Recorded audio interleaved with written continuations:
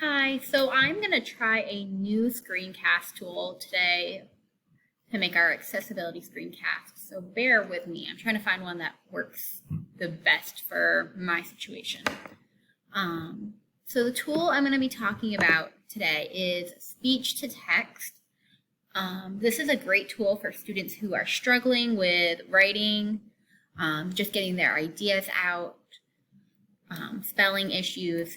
Really helps address kind of all of those issues. It can also be great if a student breaks their arm or hand and is unable to write or type, as a quick tool to get them back into the classroom. So to find this, I truthfully just Googled speech to text. This is their website for the speech to text I chose. I like this one because it can be pinned to my Chrome bar, which I think would be really helpful for my students.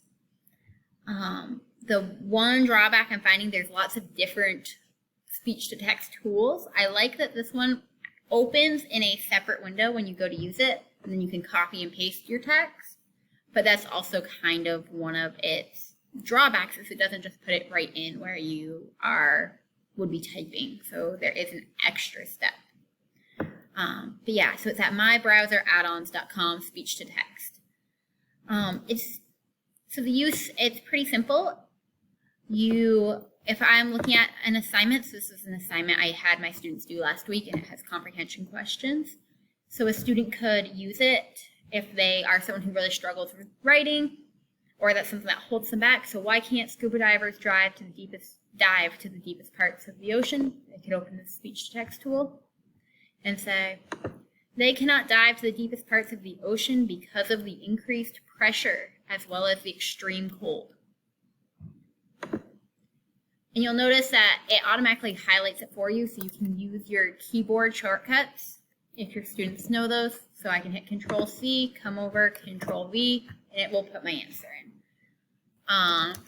Some of the drawbacks are there's no punctuation added. It's kind of just takes the words for the most part. So you have to either use it in an application that punctuation doesn't need to be in, or that students are working on adding that punctuation in.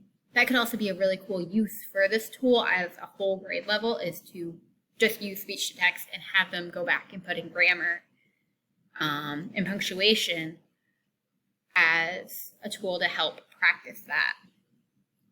One of the best things about this tool is it's completely free.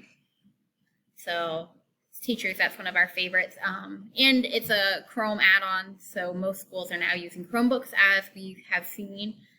So it can be added right to your student's Chromebook or to your own laptop if you have a Chrome browser. Sorry about that, I'm making my video from school.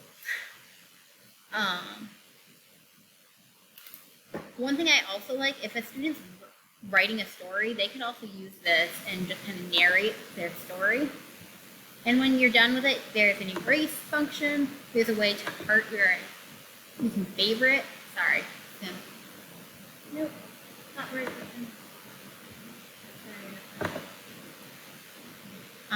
There's a support page, but it's pretty straightforward of just you click the blue microphone and it records, and you re-click it when you're done. So I'll demo one more time. So how do the explorers and scientists explore the deep ocean floor? So I can have it right here. I can click this. It opens. It can be resized so that it's off to the side so your student can see both the assignment and their speech text. So scientists explore the deep ocean floor by using submarines and additional tools to allow them to go into the intense pressure and cold temperatures. And you'll notice as you're talking, it's like figuring out what you're saying, so it's kind of auto-correcting as it's going. It does not always pick the right words. You really need to talk slowly and clearly. If a student starts speed talking or talking really fast, or there's lots of background noise, I've noticed it doesn't work as well. I have had some students use speech to text in my classroom, this specific tool and a couple others that are very, very similar. I think they can work really well if a student's comfortable with them. Not every student is comfortable with them.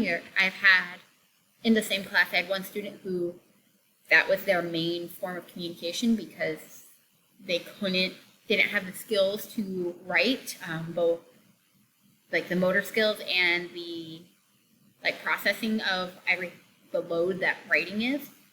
But he was able to use a tool like this to be able to share his ideas in a written format. So I could see his ideas on paper, not just in conversation. And another student who this could have been a real game changer and helpful for, but he did not like it. He felt like it made him stand out from his peers and wouldn't use it unless I could send him to an alternative space that he would have complete privacy. And that's not always an option. So that's kind of the two sides of it. I think it works great. I personally like that it opens up in the box because you can check it before you move it over. I know there's also ones that will launch right in the bar here and put your answers directly into whatever you're typing or into a Google Doc, which is also great. I think it all kind of depends what you want to use it for. Google Forms are a little bit harder sometimes to get stuff to copy into, so I think this is great for this application that I showed, but it's not the end-all for everything. The other cool thing, just for accessibility, this can take other languages. Well, I don't speak any other languages to be able to demo that. It has multiple other languages that it also works for. So if you have a student that's bilingual, or that is an English language learner, this could be a great tool that they could be talking in their native language and getting their answers, and you could use then translate with it. So those are kind of my final thoughts on it. But I think definitely the weakness and challenges is moving things over. I would totally use this in my classroom. In science, I try not to be assessing students' writing as much as their scientific ideas, so this tool is great. In ELA, it's great for students organizing their ideas and being able to talk it out and record it. But still, there's times that you want to know what they can actually write themselves, not just verbally talk. So it's kind of a balance in my ELA classroom of how I would use it. But the big issue is just making sure you have a space that's quiet enough, students understand how to use it, quiet by speaking slowly, all of those things. But I think it's a pretty great tool, and I would definitely recommend it because it's really easy to use and it's free, which I think we all like free tools, especially in education. All right, thank you.